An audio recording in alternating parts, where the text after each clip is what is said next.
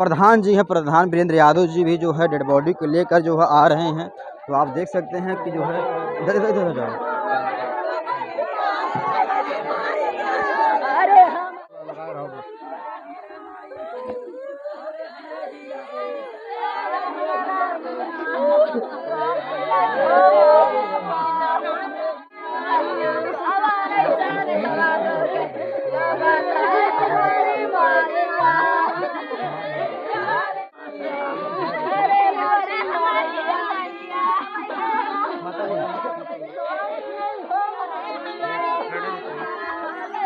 प्रधान जी, इतनी बड़ी घटना हो गई, क्या कहना चाहेंगे?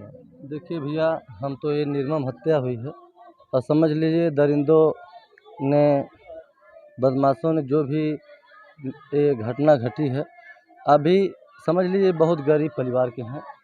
इतने गरीब परिवार के हैं कि हम कह नहीं सकते हैं। हम लोग इनका सहारा बनते थे और जो भी कार रहता था उनके बच्चे जाते थे या माँ जाती थी, कहती थी। अभी आज 1 महीना हुआ, अभी खाली एक आखिर कहीं हम नाली का कार करवा दे, इधर नल है, हम सोचे कि पानी निकलने में सुविधा हो जाएगी, बगल में पोखरी है। और इनके पिताजी भी अब कहाँ हैं कहाँ नहीं पता भी नहीं है, आज लगभग 15-16 साल से।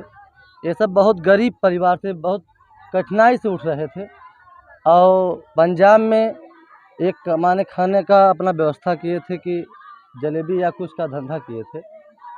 समझ लीजिए कि अब वहाँ बदमाशों ने उनके चाकू मार दिए। 9 दिन हॉस्पिटल में थे। 9वें दिन के बाद उनकी मृत्यु हो गई। इन्हीं का बेटा है, 3 बेटे हैं। सबसे बड़ा वो थे, आज 20-21 साल उम्र हो गई थी, जिसमें कि बहुत समझदार व्यक्ति था।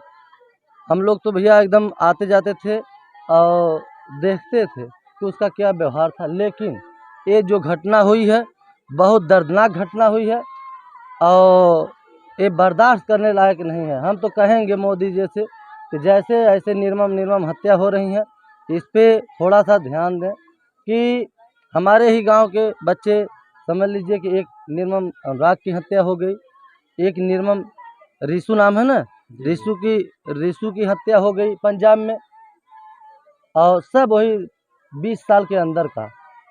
ये चीज़ें अब सोच लीजिए कि अपने ये इतना कष्ट से बिता रही थी गरीबता, कि अगल बगल के लोग इन्हें संभालते थे और समझ लीजिए कि यही अब अपने अपने अपने पैर पे बच्चे जब खड़ा हुए तो उनकी हत्या हो जा रही है।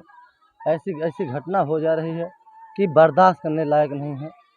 और बता दें कि जो भी इन्हें कष्ट रहता था, अगल बगल और जिससे कहते थे, सब इनका सुनता था, क्योंकि इनके पति जी, हमें लगा कि 10-15 साल हो गया था, 10-15 साल हो गया और कहाँ चले गए ये भी पता नहीं है।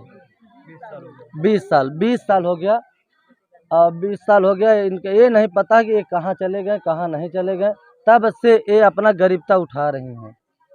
हम लोग तो आज लगभग 10-15 साल से आ जा रहे हैं, अच्छी तरह जान रहे हैं भैया घर घर का। लेकिन जो भी घटना हो रही है हमारे ग्राम सभा में, बहुत दर्दनाक घटना। अब यहाँ के अब क्या विधि बताएं। समझ लीजिए कि यहाँ के किसी व्यक्ति से आप पूछ लीजिए उस बच्चे का व्यवहार क्या था। हमें तो लग रहा है कि कुछ लोग अगल बगल के लोग जानते ही नहीं थे। वो मतलब आता था अपने घर से घर, अपने काम से काम। तीनों बच्चों की बात कर रहे हैं। लेकिन अब देखिए यही दरिंदे लोग हैं जो हत्या किए हैं। इन लोगों को वहाँ पर कोई था नहीं, नहीं एप्लीकेशन या मुकदमा भी हुआ होता। अब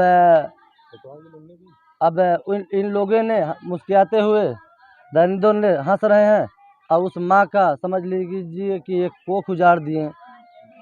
प्रधान जी, आप जब माता से मिले हैं तो फिर कितना पीड़ा हुआ होगा? हम सुबह ही आ रहे थे, चिल्ला रही थी माता जी। हम इतना कष्ट था कि हम वहाँ नहीं पहुँचे।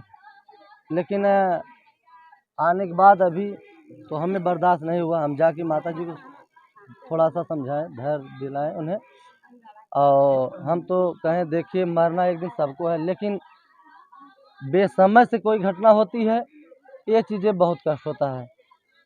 आप जिस तरह से मिले जैसे लगा कि आप एक बेटे की तरह माँ से मिल रहे हैं। भैया वो बेटा ही समझती हैं, लगेंगी भाभी हम जी, लगती हैं, जी। लेकिन वो मतारी समान है। जी, जी। और हमारी जितनी माताएं बैठी हैं सबकी आंखों में आंसू है, जी। सबको कष्ट है। जी। सुबह से घाम में बैठी हैं, एक निर्मम हत्या होने के कारण, और ये चीज़ बर्दाश्त नहीं हो रहा है। अच्छा प्रधान जी, मतलब हत्या के पीछे कुछ वजह है, जानकारी कुछ अभी नहीं है? अभी देखिए कोई जानकारी है नहीं, जी। लेकिन जानकार लोग किए हैं, अच्छा। ये चीज़ें हैं। क्योंकि ऐसी गांव में आप पूछ लीजिए किसी भी उसका व्यवहार कैसा था, जी, जी। और थोड़ा सा अपने पैर पे हुए तो हत्या हो जा रही है। अच्छा। अच्छा प्रधान जी, कोई एफआईआर वगैरह भी कुछ नहीं हुआ? एफआईआर वगैरह वहाँ पर भाई देखिए अब कोई था नहीं, अगर एफआईआर वगैरह करना चाहिए, जी। लेकिन नहीं हुआ। पुलिस संज्ञान में नहीं ली है। अच्छा। अगर एफआईआर हुआ होता तो उन दरिंदों ने जो आज मोबाइल पे आया हुआ है, जी, जो जी। हंस रहे हैं, जी। उन लोगों को तो जरूर कुछ न कुछ दंड मिलता। जी, अब प्रमाण है, फोटो उनका है कि यही लोग किए हैं, तो कुछ एक्शन लेना चाहिए प्रशासन को। जरूर। और एक चीज़ हम कहेंगे, देखिए बहुत गरीब हैं, हम तो ये चीज़ कहेंगे कि आप लोगों के पत्रकार हैं, उनका स्कैनर हम दिलवा रहे हैं। जी, जी। स्कैनर अपने चैनल पे लगाइए, कुछ आर्थिक मदद इन्हें मिल जाए। जी, जी। अगर आर्थिक मदद मिल जाएगी, देखिए अब तो रिशु नहीं लौट के आएगा, न कोई दे पाएगा, लेकिन कुछ आर्थिक मदद मिल जाएगी तो उनकी माँ जो है अपना खा जी सकेगी, क्योंकि वो बहुत गरीब हैं। रिश्ते ही सहारा था इस परिवार का। इस परिवार का वो बड़ा था, जी। अभी और लोग दोनों छोटे छोटे हैं। जी। और स्कैनर हम प्लीज़ दिलवा रहे हैं, उसको ज़रूर लगवाइए। जी, जी। तो देखिए कबरुद्दीन ग्राम सभा में जो है अनुराग यादव की हत्या होने के बाद रिशु यादव की भी जो है हत्या हो चुकी है। और हमको बता दें, वो लड़का जो है बहुत ही सीधा साधा था। वह पंजाब में जो है जलेबी बेचने का काम करता था, लेकिन ऐसा क्या हो जाता है कि जो है दरिंदों ने जो है चाकू से घोप घोप कर उसकी हत्या कर देते हैं। क्या कहना चाह रहे हैं, क्या लगते हैं रिशु के आप? फोटो भी दिलवा दे, फोटो भी दिलवा दे।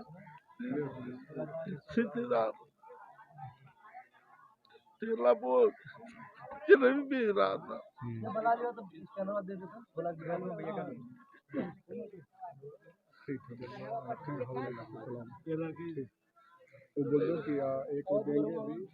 अभी हम आपको जो है एक स्कैनर भी प्रोवाइड कराएंगे। इस गरीब परिवार की सहायता करने के लिए एक स्कैनर अभी आपको मिल जाएगा। उस स्कैनर के माध्यम से जो भी दर्शक इस वीडियो को देख रहे हैं, अपनी क्षमता के अनुसार आप लोग सहयोग करिए। एक गरीब परिवार, देखिए इनके पास घर भी नहीं है, देखिए वही जो है एक टीना शेड लगा कर रह रहे हैं।